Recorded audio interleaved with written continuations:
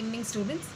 So in the previous class we had studied about one of the degenerative disease, that is myasthenia gravis. Okay, we had studied about one of the degenerative disease, that is myasthenia gravis. In this video we'll study about Guillain-Barré syndrome. This is also one of the degenerative disorder. तो हम लोगों ने पिछले class में myasthenia ग्राविस के बारे में पढ़ा था, लाइक डेफिनेशन से लेके मैनेजमेंट तक मैंने पूरा पढ़ाया था. आप लोगों ने वीडियो देखा भी होगा, नोट्स भी आप लोगों ने चेक किया होगा, आप लोगों ने उसको पढ़ा भी होगा. सो दैट तो हम लोगों ने उसमें पूरा का पूरा माइस्थीनिया ग्राविस के बारे में पूरा पढ़ा था. So that is previous class we have studied completely about myasthenia gravis. Hope you have seen the videos as well as you have noted down the notes everything. So इस क्लास में मतलब इस वीडियो में हम लोग पढ़ेंगे एक और डिजेनरेटिव डिजीज़ के बारे में, वो होता है गुलेन-बारे सिंड्रोम. तो in this video will study about one more disease of degenerative diseases, that is Guillain-Barré syndrome. So what is this Guillain-Barré syndrome? So Guillain-Barré syndrome, it is nothing but acute, it is also called as acute inflammatory polyneuropathy. Okay, it is also called as acute inflammatory polyneuropathy or polyradiculoneuritis. Okay, it is also called as acute inflammatory polyneuropathy. Okay, it is also called as polyneuropathy, or it is also known as acute inflammatory polyradiculoneuritis. Okay, it is also called as acute inflammatory polyneuropathy or acute inflammatory polyradiculoneuritis. So Guillain Barre syndrome का एक और नाम से जाना जाता है, जिसको हम लोग बोलते हैं acute inflammatory पॉलीन्यूरोपैथी, या उसको एक और नाम से भी जाना जाता है अक्यूट इन्फ्लेमेटरी पॉलीरेडिकुलोन्यूराइटिस. तो इसको दो नाम से जानते हैं हम लोग, एक तो अक्यूट इन्फ्लेमेटरी पॉलीन्यूरोपैथी है और दूसरा है अक्यूट इन्फ्लेमेटरी पॉलीरेडिकुलोन्यूराइटिस. तो ये दोनों नाम हम लोग गुलेन-बारे सिंड्रोम को बोलते हैं. So this are the two names which is also like we call it for Guillain Barre syndrome. Now what is this actually Guillain-Barré syndrome? So Guillain-Barré syndrome, it is a disorder in which body's immune system, okay, it is a disorder in which body's immune system starts affecting a part of peripheral nerves. Okay, so in this Guillain-Barré syndrome, it is usually a disorder in which body's immune system, okay, in which body's immune system starts attacking a part of peripheral nerves. Okay, it starts attacking a part of peripheral nerves. तो ये गुलेन-बारे syndrome में क्या होता है, जो हमारा शरीर का जो इम्यून सिस्टम होता है, जो हमारे शरीर का इम्यून सिस्टम होता है, वो हमारे शरीर का एक थोड़ा छोटा सा हिस्सा, पेरिफेरल नर्व्स का जो छोटा सा हिस्सा होता है, मतलब एक थोड़ा सा हिस्सा होता है, उसको अफेक्ट करने लगता है, उसको अफेक्ट करने लगता है. सो दैट इज़ यूजुअली क्या होता है यहाँ पे, तो ये एक डिसऑर्डर है जहाँ पे हमारे शरीर का इम्यून सिस्टम, हमारे शरीर का जो इम्यून सिस्टम होता है वो हमारे शरीर का पेरिफेरल नर्व्स को मतलब अटैक करता है, हमारे शरीर के पेरिफेरल नर्व्स को अटैक करता है. So it is that Guillain Barre syndrome. It is a disorder in which body's immune system, okay, in which body's immune system start attacking a part of peripheral nerves. Okay, start attacking a part of peripheral nerves.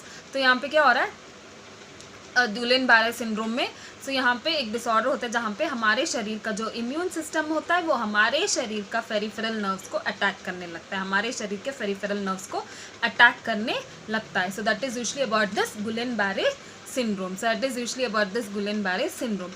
So in this disorder, what is happening? It is that it is acute progressive inflammatory disorder. Okay, it is acute progressive inflammatory disorder. That is, it is autoimmune disorder. Okay, it is also autoimmune disorder where it usually affects peripheral, sensory and motor nerves as well as nerve roots. Okay, so this is usually an acute inflammatory autoimmune demyelinating polyneuropathy. Okay, it is demyelinating polyneuropathy of peripheral, sensory and motor nerves and nerve roots. Okay, peripheral, sensory and motor nerves and nerve roots. So इसमें क्या होता है, यहाँ पे ये acute होता है और ये ऑटो इम्यून डिसऑर्डर है और ये इन्फ्लेमेटरी डीमाइलेटिंग पॉलीन्यूरोपैथी है. इन्फ्लेमेटरी डीमाइलेटिंग पॉलीन्यूरोपैथी किस चीज़ का, पेरिफेरल, सेंसरी और मोटर नर्व्स का. पेरिफेरल, सेंसरी और मोटर नर्व्स का डिसऑर्डर है जहाँ पे ये नर्व्स को भी अफेक्ट करता है और नर्व रूट्स को भी अफेक्ट करता है, जहाँ पे ये नर्व्स को भी अफेक्ट करता है और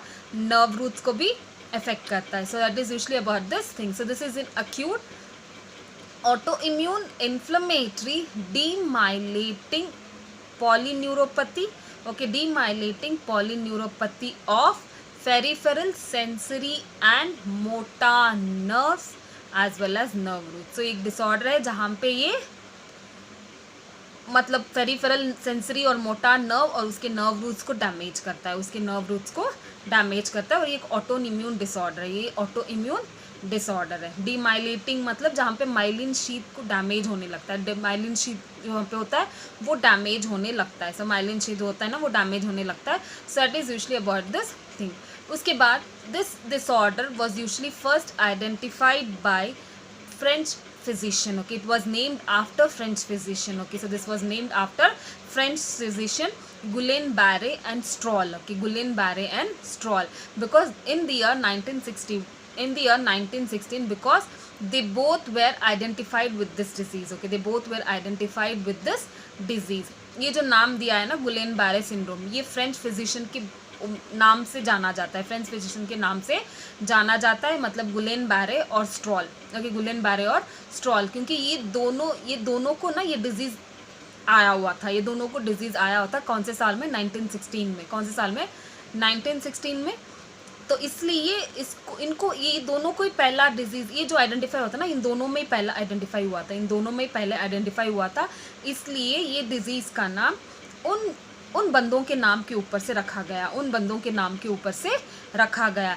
इस डिजीज़ को एक और नाम, ये हम लोग कभी कभी लॉन्ड्री पैरालिसिस भी बोला जाता है, इसको एक और नाम भी तो लॉन्ड्रीज पैरालिसिस भी बोला जाता है. So this disease was named after two physician Guillain-Barré and Stroll, because they are the person who were first identified with this Guillain-Barré, with this disorder. So this in the year 1916, this is also called as Laundry paralysis. Okay, it is also called as Laundry's paralysis. So this is about this Guillain-Barré syndrome definition. So what is that? It is an acute inflammatory polyneuropathy or polyradiculoneuritis, and this is usually a disorder in which body's immune system, okay, in which body's immune system start attacking a part of peripheral nerves, and this is acute autoimmune inflammatory demyelinating polynephropathy of peripheral sensory and motor nerves and nerve roots. Okay, sensory, motor nerves and nerve roots. So this was usually given by after the physician's name, that is Guillain-Barré and Stroll, because they were the person who were identified with this disease in the year 1916. So this is also called as Laundry's paralysis. समझ में आ गया? तो ये एक acute inflammatory polyneuropathy है या polyradiculoneuritis है, जिसको ये नाम से भी जाना जाता है इसको. और यहाँ पे क्या होता है, हमारे शरीर का इम्यून सिस्टम हमारे पेरिफेरल नर्व्स को अटैक करने लगते हैं, हमारे शरीर के पेरिफेरल नर्व्स को अटैक करने लगते हैं. ये ऑटो इम्यून डिसऑर्डर है, डीमाइलेटिंग पॉलीनेफ्रोपैथी है, सॉरी डीमाइलेटिंग पॉलीन्यूरोपैथी है, जहाँ पे ये पेरिफेरल सेंसरी और मोटर नर्व्स को डैमेज करने लगता है. सो और ये जो नाम दिया गया है वो उस फिजिशियन के नाम पे दिया गया, जैसे Guillain-Barré और स्ट्रॉल से, क्योंकि ये बंदों में ही पहले ये दिखाई दिया था. कौन से साल में? 1916 में ये दिखाई दिया था तब. तो इसको एक और नाम पे बुलाया जाता है Laundry's paralysis. And this is about this definition. So next is causes. So normally the factors which triggers this Guillain-Barré syndrome, it is unknown. Okay, the factors which triggers or factors which causes this Guillain-Barré syndrome, it is unknown. But later on it was seen that it might be due to some infections. Okay, it might be due to some infections like minor infection, lung infection or GI infection. Okay, it was believed that it might be due to minor infections such as lung infection and GI infection, or any case of viral infection such as herpes simplex virus as well as AIDS. Okay, it can be due to any viral infection, that is AIDS and herpes simplex virus. Or then it can be due to use of swine flu vaccination. Okay, if the person has this swine flu vaccination, so in that case it can lead to this GB, like Guillain-Barré syndrome. Next, in case of epidural anesthesia, okay, if the person has underwent epidural anesthesia during surgery, so then there is chances that they might develop this Guillain-Barré syndrome.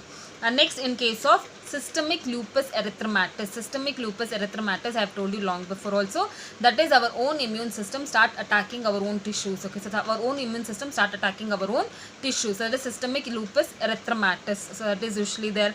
Next is in case of due to certain medications, okay, due to certain medications such as immunosuppressive drugs, okay, when they are using this immunosuppressive drugs or thrombolytics, okay, if they are using such immunosuppressive drugs or thrombolytics. So these are the causes. So causes, it is the factors which triggers this Guillain-Barré syndrome, it is unknown, and it might be due to minor infections like lung infection or GI infection, or it might be due to viral infections such as AIDS and herpes simplex virus. Then it can be due to use of swine flu vaccination. Then it can be due to epidural anesthesia during surgery. If the person has had this epidural anesthesia, then it is chances there. Next, in case of medication, certain medications such as immunosuppressive drugs as well as thrombolytics, okay, or in case of systemic lupus erythematosus. तो causes क्या हो सकता है, causes जो exactly जो cause करता है गुलेन-बारे syndrome को, ये पता नहीं है उन लोगों को, बट लेटर ऑन इनको मतलब कुछ कॉजेज सजेस्ट किया था, जैसे कि कुछ इन्फेक्शन के कारण हो सकता है, जैसे कि लंग इन्फेक्शन की वजह से होता है, या जीआई इन्फेक्शन की वजह से हो सकता है, या ये वायरल इन्फेक्शन की भी वजह से होता है, जो कि बंदे में अगर उसको एड्स है, या वो बंदे में हर्ब सिम्प्लेक्स वायरस से कुछ डिजीज कॉज, मतलब हर्ब सिम्प्लेक्स वायरस से डिजीज कॉज हुआ है, तो ऐसे बंदों में दिस गुलेन-बारे सिंड्रोम दिखाई देगा। या वो बंदा कंटिन्यूसली मेडिकेशंस ले रहा है, जैसे कि थ्रोम्बोलाइटिक्स और इम्यूनोसप्रेसिव ड्रग्स, ओके, अगर वो बंदा थ्रोम्बोलाइटिक्स और इम्यूनोसप्रेसिव ड्रग्स ले रहा है, तो तब चांसेस है कि उसको ये जीबीएस मतलब गुलेन-बारे सिंड्रोम हो सकता है। और अगर उसको सर्जरी के टाइम में अगर उसने एपिड्यूरल अनेस्थीसिया लिया है, ओके, सर्जरी के टाइम में अगर उसने एपिड्यूरल अनेस्थीसिया लिया है, तब चांसेस है कि उसको ये गुलेन-बारे सिंड्रोम हो सकता है।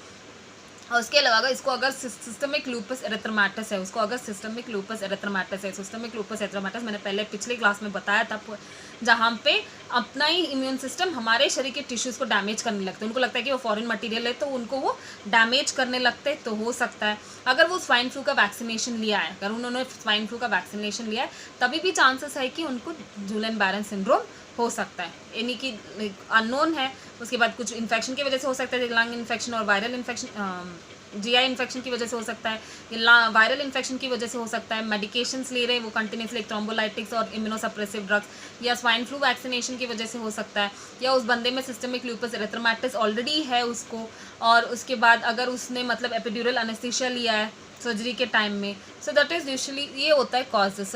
इस वीडियो में हम लोगों ने डेफिनेशन देखा और कॉजेस देखा, बाकी हम लोग दूसरे वीडियो में देखते हैं।